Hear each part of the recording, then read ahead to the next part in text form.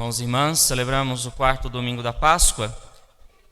Sempre o quarto domingo da Páscoa, nós escutamos um trecho do Evangelho de São João, que fala do bom pastor. Isso nos induz a meditarmos sobre a nossa relação de intimidade com o Senhor. O próprio Evangelho nos coloca diante dessa dinâmica, uma vez que nós somos impelidos a reconhecer a ação do pastor que vem até as suas ovelhas, que se dirige a elas, que fala a elas e que elas escutam. Essas ovelhas reconhecem a voz do pastor e seguem o pastor. Uma relação de intimidade, como as relações que muitas vezes nós temos nas nossas casas, ao reconhecermos as nossas vozes. Talvez nem precisamos estar no mesmo ambiente. Às vezes a gente conhece até os passos, das pessoas da nossa casa. Elas passam, talvez a mãe ali deitada já, tentando descansar, esperando com que o filho ou a filha chegue de casa, e aí escuta os passos, fulana ou fulano chegou. E o coração se aquieta. Então, bonita esta relação de intimidade, e que nós também devemos promover entre nós e nosso Deus, a partir dessa certeza de que nós não caminhamos perdidos e sem direção no mundo. Nós temos um caminho de seguimento, nós temos um discipulado, que parte desta voz, esta voz que chama, assim como nós também respondemos. Isso é a dimensão da vocação. A vocação é um chamado, mas o exercício dela só se dá a partir da resposta. Assim como as mães, as mulheres que são chamadas à vocação da maternidade e respondem um sim a Deus para exercer esse dom. Mais do que uma vocação, um dom para elas, especialmente para os seus filhos, que têm o orgulho de dizer que nasceram do ventre daquela mãe, daquela mulher. Por isso a importância de a igreja, as famílias, cada vez mais reforçarem uma reflexão familiar, doméstica, a respeito desta vocação. Uma vocação que gera vida, que coloca filhos no mundo, coloca filhos aí na vida. E como que essas vidas são geradas, como que essas vidas são educadas, acompanhadas, formadas. Nosso Senhor nos forma, não nos permite que nós caminhemos perdidos, sem direcionamento.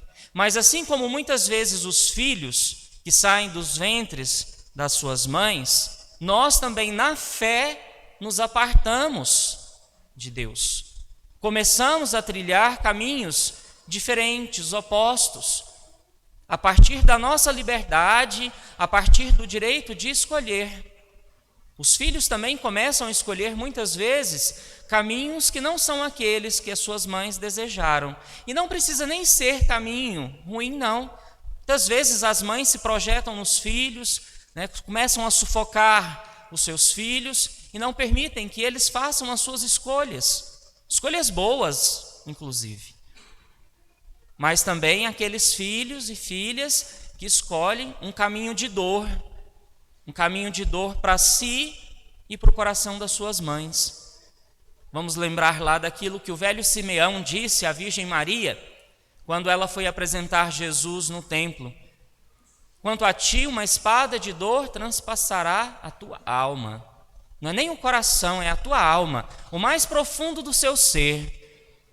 E nós precisamos reconhecer na nossa sociedade quantas mulheres têm a alma transpassada pela dor de ver os seus filhos perdidos, em meio às drogas, em meio a tantas outras coisas que rebaixam a dignidade de sermos filhos e filhas de Deus. Mais do que sermos filhos das nossas mães, dos nossos pais, somos filhos e filhas de Deus.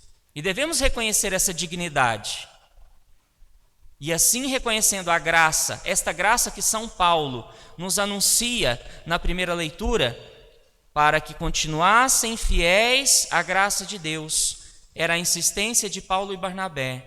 A graça de sermos filhos e filhas de Deus, de sermos conduzidos pelo bom pastor e, tomando consciência disso, fazer as escolhas que nos dão também a garantia da vida.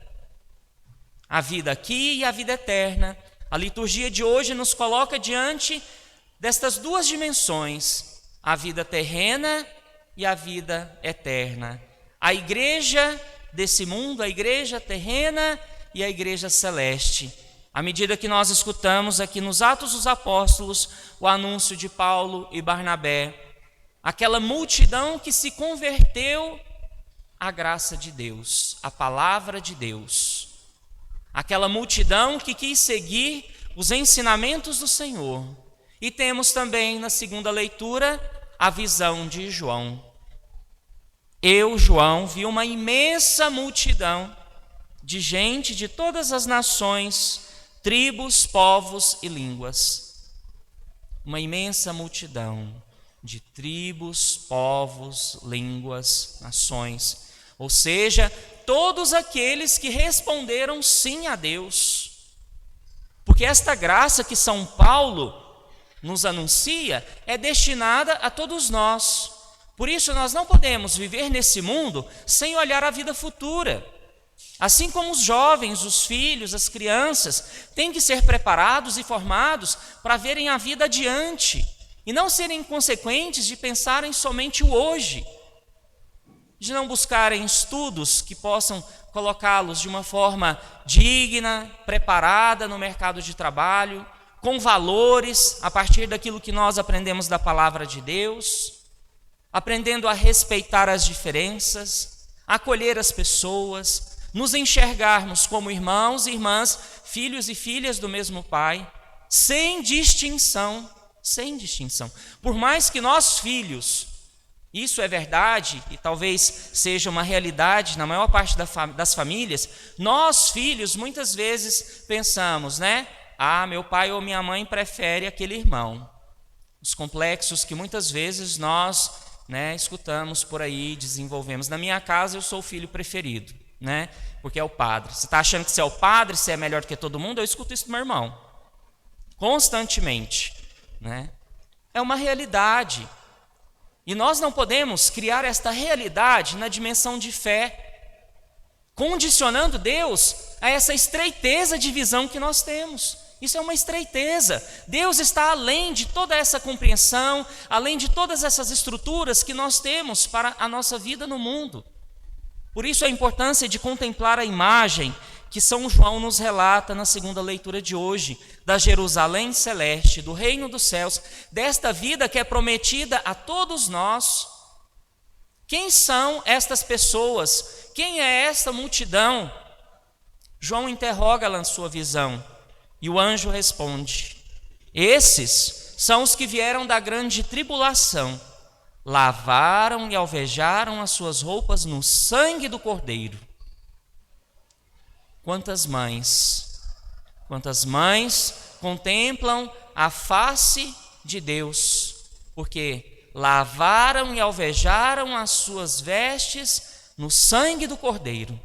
Porque viveram na mais intensa e profundidade esse dom, esse mistério. Mais do que uma vocação, do que um dom, é um mistério. É uma participação no mistério de Deus. Por isso é belo, é sublime. Infelizes das mulheres que não se colocam dignamente na vivência dessa vocação. Começam, a gerar filhos de uma maneira desenfreada, sem amor.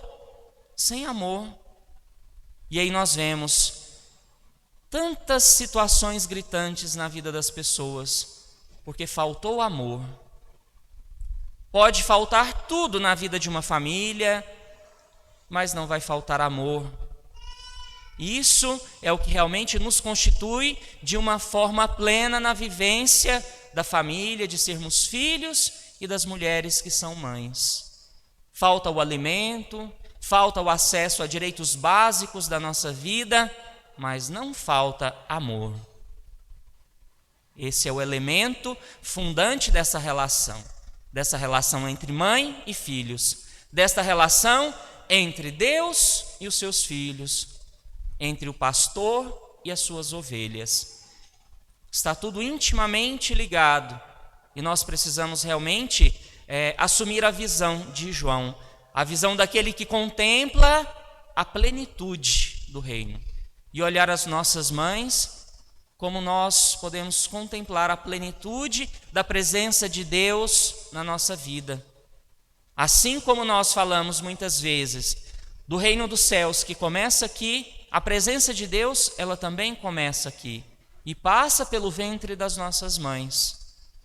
Então que nós saibamos perdoar também as fragilidades das muitas mães que não entendem o dom, o mistério da sua vocação.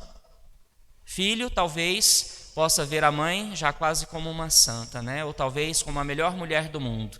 A gente sempre, escuta, a minha mãe é a melhor do mundo. E assim, não dá para a gente tentar chegar num consenso, porque vai ser aí, uma disputa desleal. Cada mãe é a melhor do mundo. Mas rezar por aquelas que não entenderam o mistério da sua vocação. O dom que é participar do mistério de Deus, no ato criacional e geracional e de formação da vida. Então vamos pedir a intercessão da Virgem Maria, especialmente, como eu disse antes, por essas mães que veem os seus filhos, a realização da sua vida, caminharem por caminhos tortuosos. Que, assim como a Virgem Maria, todas vocês possam saber acolher a espada que transpassa a alma, mas reconhecer a dignidade de participar do mistério de Deus. Que a Virgem Maria interceda por cada uma de vocês. Então convido a comunidade, num instante de silêncio, a fazer um momento de gratidão. Mesmo aqueles que talvez tenham uma dificuldade de relacionamento com suas mães, devem agradecer pelo menos pelo dom da vida que ela te deu. Então que nós possamos, no instante de silêncio, fazer um gesto de agradecimento a Deus, dizer no interior do nosso coração o nome dessa mãe e dizer: obrigado, Deus, pela vida que me foi dada pela minha mãe. Então que nós possamos fazer esta prece voltada a Deus, para que possamos reconhecer a presença destas santas mulheres na nossa vida. Louvado seja nosso Senhor Jesus Cristo.